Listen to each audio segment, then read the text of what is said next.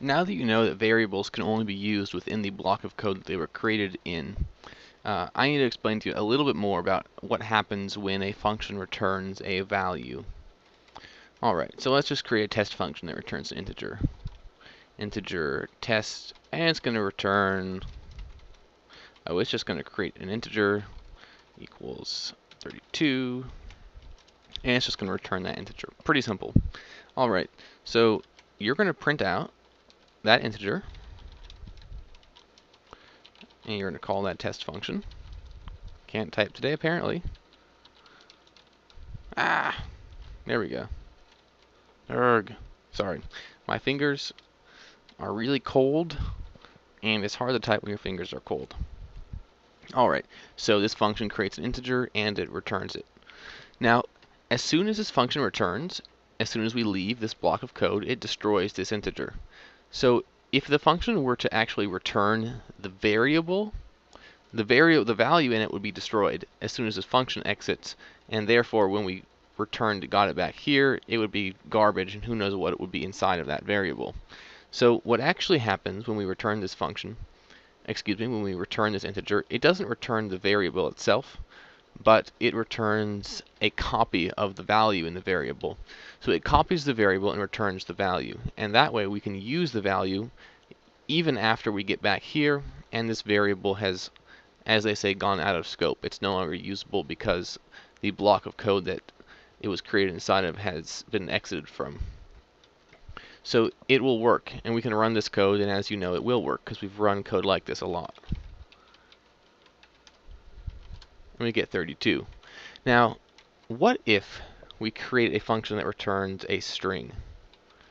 And as you know, a string is a pointer to an address in memory. So what if we return a pointer to a string? So let's get a string from the user, and we're only going to create 32 characters. We're going to read into the string using the fgets function. We're going to read into s, 32 characters from the terminal, from standard input. Alright, and now we're going to return this string. And we'll print it out as a string, and let's compile this and see what happens. Okay, the first thing is it gives us an error, and it says there's an error in function test, and it says, warning, function returns address of local variable. Alright, so we know it returns an address because it's returning a pointer, but it says it's giving a warning that it's returning the address of a local variable. What that means is that we return the address to this string back to this function that called it. Now the problem is we created this variable inside of this block of code, and as soon as we exit this block of code, it's going to delete this variable. It's going to get rid of it. So we've basically returned a pointer to a variable that as soon as the function exits, the variable no longer exists. So now we have a pointer that's just pointing to a random spot in memory that will have nothing inside of it. And this is going to be a problem. In fact, if we run this code, let's see what output we get. And we're going to type in a string,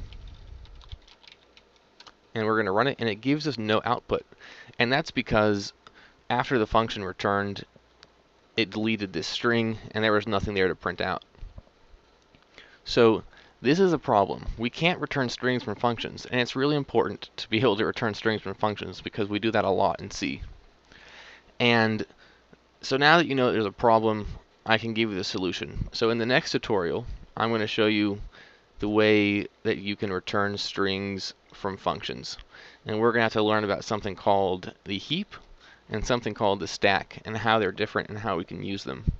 Alright, well, I know this is kind of a depressing tutorial, but you did learn how values are returned from functions, and you learned that it's really hard to return strings from functions because any variable that's created inside of a function gets destroyed as soon as the function returns. So in this case, the string that we created and read information into is unusable. Alright, so in the next tutorial I'm going to show you a solution to this problem, and I'll see you then.